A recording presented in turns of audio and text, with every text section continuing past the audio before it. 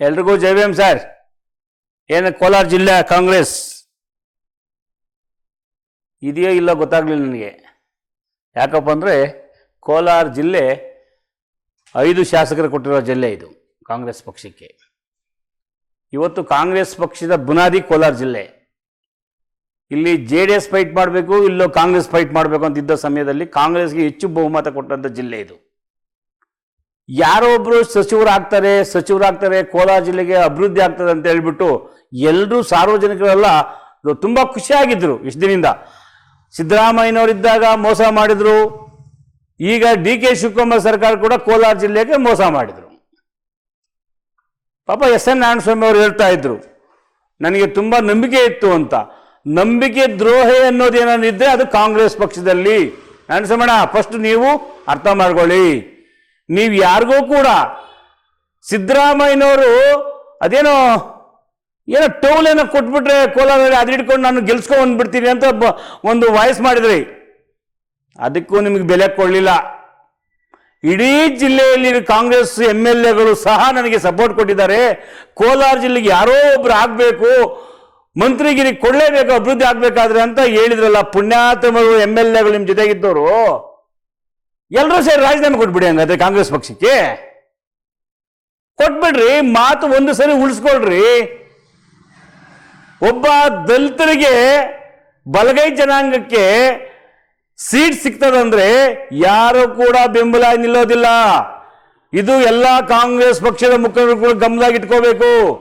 ನಾವು ದುಡಿಯೋದಕ್ಕೆ ಮಾತ್ರ, ballot paper ಹಂಚೋದಕ್ಕೆ ಮಾತ್ರ, ಸಾರಾ ಪ್ಯಾಕೆಟ್ ಕೊಡೋದು ಮಾತ್ರ ಅದು ನಮ್ಮ ದಲಿತರ ಕರ್ತವ್ಯ.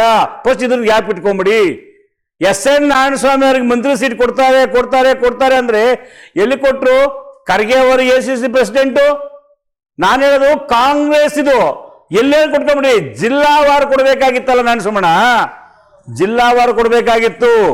ಇವತ್ತು ಕಾಂಗ್ರೆಸ್ ಪಕ್ಷ ಶಿಸ್ತಿದ ಸಿಪಾಯಿ ಅಂದ್ರೆ SN ನಾರಾಯಣಸ್ವಾಮಿ ಅವರು.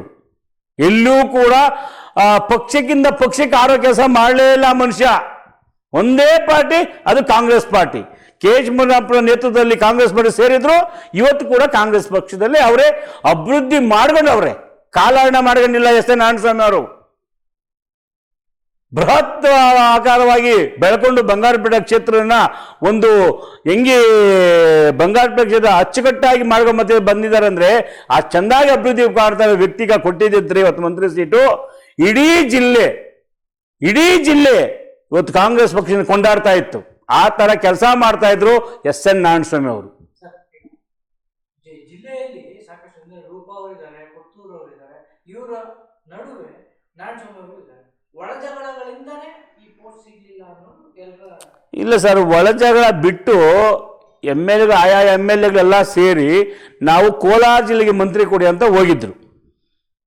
ಎಲ್ಲಿಗೆ? ರಾಹುಲ್ ಗಾಂಧಿ ಅವ್ರನ್ನ ಭೇಟಿ ಮಾಡಿದ್ರು, ಮಲ್ಲಿಕಾರ್ಜುನ್ ಖರ್ಗೆ ಅವ್ರನ್ನ ಭೇಟಿ ಮಾಡಿದ್ರು, DK ಶಿವಕುಮಾರ್ ಮಾತಾಡಿದ್ರು, ನಮ್ಮ ಇವರು ಯಾರು ಹರಿಪ್ರಸಾದ್ ಕಾಂಗ್ರೆಸ್ ಪಕ್ಷದ KPCC ಪ್ರೆಸಿಡೆಂಟ್ ಹರಿಪ್ರಸಾದ್ ಮಾತಾಡಿದ್ರು. ಎಲ್ಲ ಮಾತಾಡಿದ ಬಂದಿದ್ರು. ಕೊಡಾಕ ಇಲ್ಲ, ಇಲ್ಲಿ ಗುಟ್ಲೆಗಳಿಲ್ಲ. ಕೋಲಾರ ಜಿಲ್ಲೆ ಶಾಸಕರಿಗೆ ಗುಟ್ಲೆಗಳಿಲ್ಲ.